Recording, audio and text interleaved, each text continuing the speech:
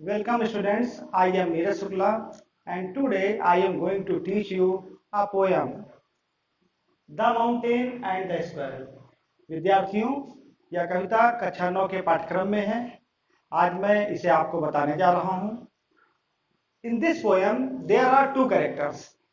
First is mountain and second is squirrel. इस कविता में विद्यार्थियों दो चरित्र हैं।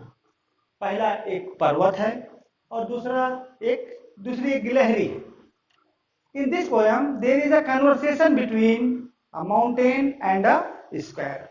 विद्यार्थियों, सबसे पहले हम लोग इस कविता के कठिन शब्दों को जान लें। Difficult words of this poem. Later, बाद वाला। Farmer, पहले वाला। Prick, घमंडी। वैसे विद्यार्थियों, ये घमंडी शाब्दिक अर्थ है, लेकिन इस कविता में लिटिल प्रिक का अर्थ तुच्छ जीव अर्थात गिलहरी के लिए लिया गया है। शॉर्ट्स, क्रमबद्ध करना, व्यवस्थित ढंग से लगाना। स्फीयर, जगत, ब्रह्मांड, आकाश, कई अर्थों में आप ले सकते हैं। विद्यार्थियों, दो लेटर, दोनों में अंतर क्या है? दोनों का अर्थ एक जैसा है, लेकिन ये लेटर बाद में समय सूचक है। जैसे आप कहते हो I will call you later, मैं आपको बाद में फोन करूंगा। ये लेटर पोजीशन के लिए प्रयोग किया जाता है कि जैसे मेरा घर उनके बाद है, पोजीशन के लिए इसका प्रयोग किया जाता है।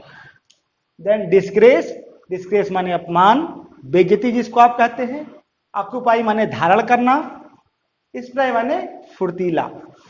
डिनाई माने मना करना। स्टूडेंट्स, अब इस कविता का अध्ययन हम लोग लाइन टू लाइन करेंगे। The mountain and the squirrel. The mountain पर्वत, एंड द स्क्वायरल गिलहरी। इस कविता में एक पर्वत है और एक गिलहरी है जो आपस में वार्तालाप कर रहे हैं। लेकिन हुआ क्या? वार्तालाप करते करते दोनों में झगड़ा हो गया। The mountain and the squirrel had a quarrel. एक बार एक पर्वत और एक गिलहरी में आपस में झगड़ा हो गया। And the farmer called the latter little prick. पहले वाले ने बाद वाले को कहा तुम घमंडी तुच्छ जीव। विद्यार्थियों, फार्मर वर्ड यहाँ पर जो पहले वाले के संदर्भ में प्रयोग किया गया है वो माउंटेन के लिए किया गया है और लेटर वर्ड गिलहरी के लिए किया गया है। इसका संकेत आपको कविता की पहली पंक्ति में दिया हुआ है। अब जब पर्वत ने गिलहरी को तुच्छ छोटा घमंडी जीव कह दिया तो गिलहरी ने उत्तर दिया। One replied. स्क्वायरल को गिलहरी का जो निक नेम बोला जाता है that is called one. One replied, गिलहरी ने उत्तर दिया you are doubtless very big. आप निसंदेह बहुत विशाल होंगे।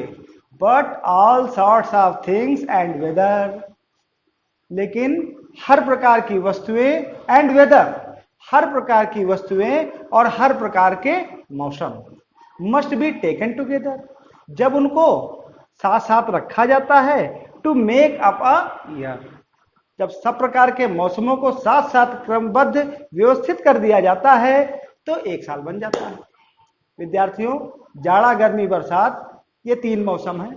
आप जब इन तीनों को इकट्ठा कर देंगे तो एक वर्ष का निर्माण हो जाएगा। ठीक उसी प्रकार ऑल सॉर्ट्स ऑफ थिंग्स, जब हम सारी वस्तुओं को क्रमबद्ध सजा लेंगे तो एंड अ स्पेयर, तो उससे ब्रह्मांड का निर्माण होगा, जगत का निर्माण हो गया।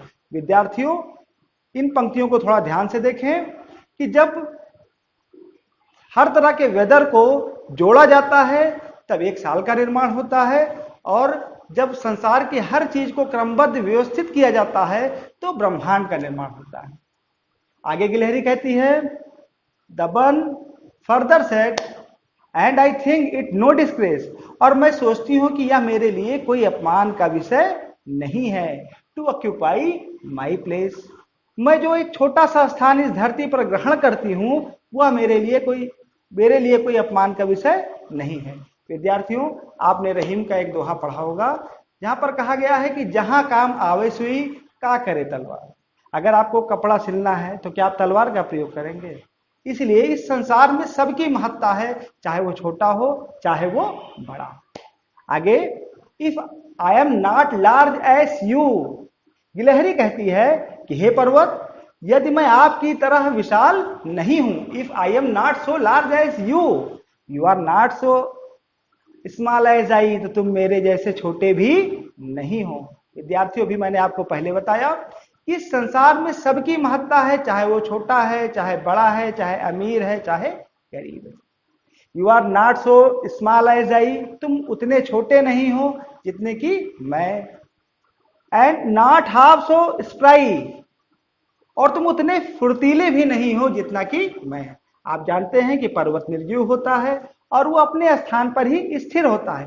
गिलहरी भले ही छोटी हो, लेकिन वो इतनी फुर्तीली होती है कि बड़े आराम से वो पर्वतों पर, पेड़ों पर, घरों पर चढ़ जाती है। I will not deny you make a very pretty squirrel track. Deny means मना करना। गिलहरी कहती है कि मैं मना नहीं करती हूं। क्या नहीं मना करती? I will not deny you make, कि तुम बनाते हो। क्या बनाते हो? A very pretty squirrel track, तुम गिलहरियों के लिए बहुत ही सुंदर रास्ते बनाते हो। टैलेंट्स डिफर, आगे इस कविता में एक नैतिक संदेश है जो आखिरी की पंक्तियों में बताया गया है। टैलेंट्स डिफर, टैलेंट मीन्स योग्यता। इस संसार में भगवान ने सबको अलग अलग योग्यताएं दी है। कोई अच्छा क्रिकेट खेल सकता है, कोई अच्छी मैथ लगा सकता है, कोई अच्छा बैडमिंटन खेल सकता है। सबके अंदर भगवान ने, ईश्वर ने कुछ ना कुछ विशेष योग्यता दी है। Talents differ, all is well and wisely put. ईश्वर ने सबको योग्यता दी है। All is well and wisely put. इस ब्रह्मांड में, इस संसार में ईश्वर ने हर चीजों को ऑल इज वेल, बड़ी ही बुद्धिमत्ता पूर्वक, अच्छे प्रकार से, एंड वाइजली पुट, बहुत ही अच्छे प्रकार से और बहुत ही बुद्धिमत्ता पूर्वक सारी चीजों को व्यवस्थित किया है। If I can not carry forests on my back, गिलहरी कहती है कि यदि मैं, हो सकता है कि मैं अपने पीठ पर पर्वतों का भार नहीं सहन कर सकती हूं, लेकिन neither can you crack a nut, लेकिन तुम भी मेरी तरह एक अखरोट नहीं तोड़ सकते हो। इसका मतलब जो काम एक पर्वत कर सकता है वो काम एक गिलहरी भले न कर पाए, लेकिन जो काम गिलहरी कर सकती है वो काम एक पर्वत भी नहीं कर सकता। धन्यवाद विद्यार्थियों।